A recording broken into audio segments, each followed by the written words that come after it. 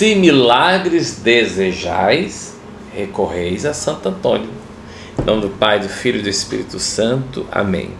Acredito que depois de São Francisco, da ordem franciscana, é o santo mais conhecido, mais venerado, mais respeitado, mais amado. Vou até pedir ao Fabrício, sei que tá talvez difícil, pegar esse primeiro livro aqui, Fabrício, que são os Sermões de Santo Antônio, ver se você consegue, porque Santo Antônio será um presbítero da ordem franciscana, e ele será também conhecido como doutor, por conta dos seus escritos e de suas pregações.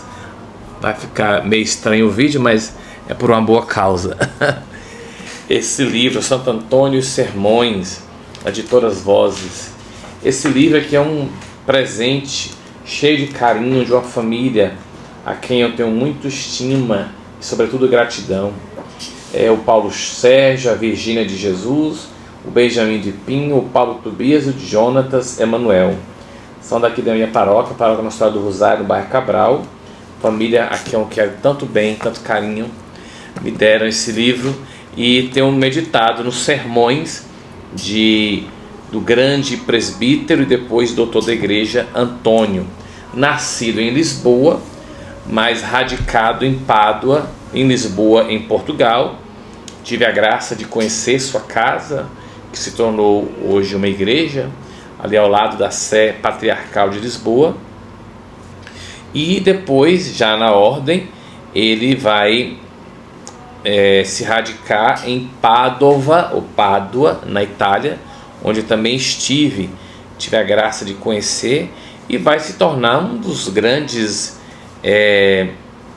evangelizadores e um dos grandes nomes da seara franciscana.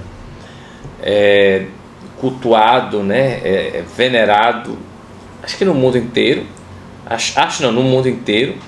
Na minha cidade natal é o padroeiro, mas aqui em Campo Maior, no Piauí, também é uma grande festa, e em tantas, temos o quilômetro 7 aqui em Teresina, que também está celebrando Santo Antônio. Nossa, são muitas as comunidades que lhe são dedicadas, e precisamos aprender com ele, sobretudo a dizer a verdade. Tanto é que todo o conjunto, faringe, laringe e língua, estão incorruptos, está no relicário lá em Pádua, na Itália. Antônio vai ser tido como um taumaturgo que realizou grandes milagres e extremamente culto, e Francisco vai chamá-lo de meu bispo. E por isso quero também abraçar todos os frades, dos frades menores, os frades conventuais, os menores conventuais, menores capuchinhos. São amigos queridos, o Frei Leomar, e lá da província de Bahia, Sergipe.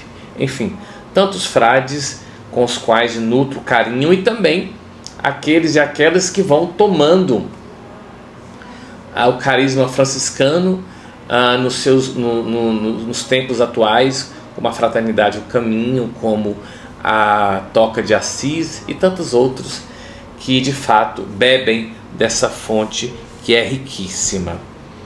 O texto para os dias de hoje pode ser o próprio dos santos presbíteros ou santos doutores, no caso, Santo Antônio, ou os dos dias do tempo comum.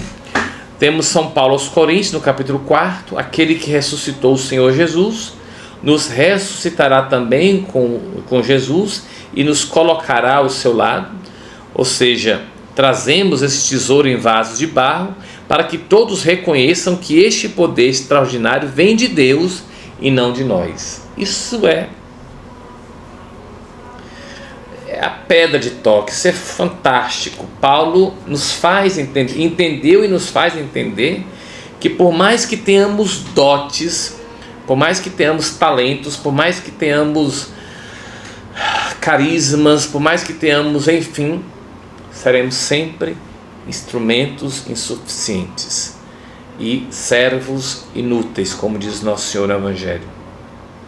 Deveremos sempre colocar a glória que muitas vezes queremos que seja para nós, a glória é dele, é do Senhor.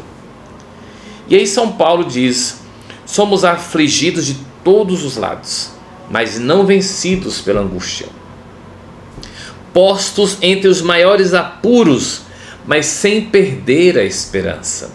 Perseguidos, mas não desamparados. Derrubados, mas não aniquilados. Por toda parte, sempre levamos em nós mesmos os sofrimentos mortais de Jesus, para que também a vida de Jesus seja manifestada em nossos corpos. Nós, os vivos, somos continuamente entregues à morte, por causa de Jesus, para que também a vida do Senhor seja manifestada em nossa natureza mortal. A morte age em nós, enquanto a vida age em vós. Que lindo, o apóstolo trazendo para si o peso, para que os fiéis vivam a graça. Mas sustentados pelo mesmo espírito de fé, conforme o que está escrito, eu creio e por isso falei, nós também cremos e por isso falamos, certos de que aquele que ressuscitou o Senhor Jesus nos ressuscitará também com ele e nos colocará ao seu lado, juntamente convosco. E tudo isso é por causa de vós, para que a abundância da graça em um número maior de pessoas faça crescer a ação de graças para a glória de Deus. Que texto! Que texto! Vamos meditá-lo e vivê-lo na certeza de que não fomos abandonados, jamais. O Salmo 115 oferta ao Senhor um sacrifício de louvor, onde o salmista diz: guardei a minha fé, mesmo dizendo, é demais o sofrimento em minha vida. Confiei quando dizia na aflição, todo homem é mentiroso, todo homem. Eu guardo a minha fé, eu confio em Deus. E aí o texto de Mateus traz elementos da vida prática, de modo que nós entendamos que pecar não é só agir, fazer concreto, pensar, elaborar e muitas vezes não fazer, também já é um ato de culpa e de pecado. Aprendamos com Antônio a nos tornar discípulos e discípulas do Senhor. E assim como ele, de tanto amor, de tanto amar o Senhor, teve consigo nos seus braços o divino Salvador enquanto criança, que nós possamos trazer no nosso ser, na nossa vida, o Salvador do mundo. Aqui está a imagem do lado aqui de São Padre Pio, que é um frade capuchinho santo, conhecido por todos. Temos aqui Santo Antônio, doutor, por isso o texto sagrado, os lírios da sua pureza e o menino Jesus, dado a ele pela Virgem Santíssima. Que nós possamos, nessa alegria, viver como viveu Antônio. E é com sua imagem que eu rogo a sua intercessão, para que sobre sua vida, intenções, projetos e família, desça a bênção do Deus Todo-Poderoso, Ele que é Pai, Filho e Espírito Santo. Amém. Viva Santo Antônio! Um abraço caloroso à minha cidade natal, Itarantim, Bahia, a Campo Maior e a tantos lugares que veem em Antônio um exemplo para seguir Jesus Cristo. Até amanhã, se Deus quiser.